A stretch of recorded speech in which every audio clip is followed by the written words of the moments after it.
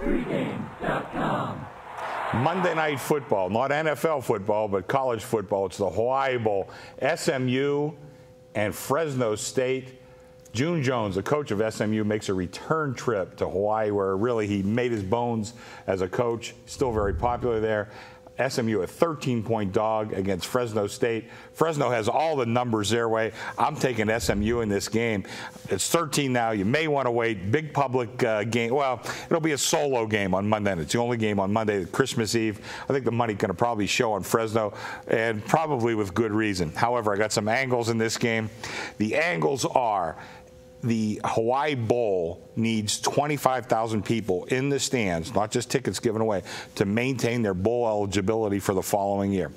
When Hawaii plays in the game, it's no problem. Hawaii was not bowl eligible this year, so the next best thing, they brought in the old coach, June Jones, who's now at SMU, still very popular on the islands. He's even bringing back a lot of his squad as guys who used to play under Jones at Hawaii, including Timmy Chang, the old quarterback. I think they go in there. I think if there's a questionable call or two, it may go SMU's way. I think that the fans, whatever fans we have there, I think they'll be very much behind SMU. And I know the numbers don't speak to it, but I think SMU is going to be the right side. It's just an angle play more than going through all the metrics. Steve Fezzik. Well, one thing that is absolutely in your favor is with these trends, these bowl games before New Year's that are the lesser tier bowl games, you consistently see the dog getting up much more than the favorite, and because of that, you wonder, well, what the heck happened? The numbers say this team should crush the other team. Definitely. Even you get a game like the Toledo game where we saw where Utah State should have crushed Toledo. It wasn't too late. And Toledo loses their best defensive player and hangs right in there the entire game. And so consistently, you see. I call them Reno. I know they're Nevada. I call them Reno. I don't understand that. Again, it's like, why does Reno want to be Nevada? They should be Reno. We're Nevada, Steve. Like I said, you know that there's a whole state out there, but guys like Chuck Edel, he's never gone past the Ann Road exit. He doesn't even know. He wouldn't know where Elko or Winnemucca is. Yeah, but the guys in Reno don't want to be associated with Las Vegas. They don't want to be associated with Elko or you know. We don't mind Elko or Winnemucca. Maybe they do want to. There's some great Basque restaurants in Elko. We don't mind that. Chuck Edel, let's hear your analysis on this game. You know, I agree with this is like a home game for SMU. June Jones is very, very popular there. A lot was expected of this SMU team when the season started. It's been a little bit of a disappointing year. They did finish up. They beat a very good Tulsa team to end the season. They also had a pretty tough schedule. You look and see who they played: Texas A&M, TCU, Baylor. So they did play some of the big boys. Now they're going to play a Fresno State team who was 11-1 this year against the number. The only game they didn't cover. Can you repeat that?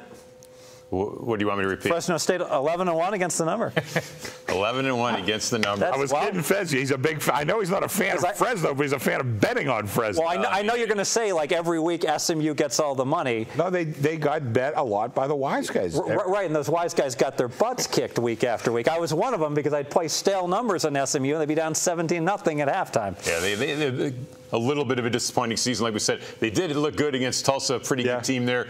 But this is a Fresno State team. You're right. I mean, they're 11-1. The only game they didn't cover all year, they lost at Boise 20-10. Other than that, they ran the table against the number. But June Jones is an icon in Hawaii still. As I said, this is strictly an angle play. I'm looking at the June Jones angle and getting a lot of points. And Fez, we talked about it before.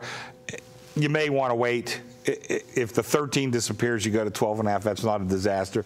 Good shot. You can get 14. A solitary game on a Monday night. And a great first half, great second half. But the way I'm doing my math, you're getting about 1 point for every 1,500 fans. I don't think that's enough for Mike. But I do like the angle about who cares about the 25,000 fans you might have. How about the seven zebras out there that have every incentive to keep the game competitive? And you're looking to maybe play in-game wagering if Tulsa gets up early. Yeah, let's face it, it's Christmas. Tulsa. Fresno gets up early. I confuse them all myself. It's Christmas. I get Miami and Buffalo confused. I've been looking up. But it's Christmas Eve. Everyone's going to be getting presents. Thank God I got the world's greatest wife. So she's going to be doing all that. I'll be probably doing a little live wagering. I'll wait for Fresno to get up big, and then I'll start looking for my spots. And I think everyone has an incentive here to keep this one somewhat competitive. I believe that's true. We've talked about it. Let's go ahead and make it official. I'm taking SMU, and I'm going to take 13. I have to give it now. Although personally, I'm going to probably wait a little bit, but I still think the plus 13 will be money in this game. I think Fresno's certainly the better side, but I think many factors will help keep this game close. And I think when the final gun sounds, plus 13 will be good enough, and you're going to get the dough with SMU plus the points. Okay, coming up next, we're going to go back to me again. I'm going to talk about Baylor and UCLA, and that'll be another free play. And that game, just a reminder, you can see all our videos at pregame.tv.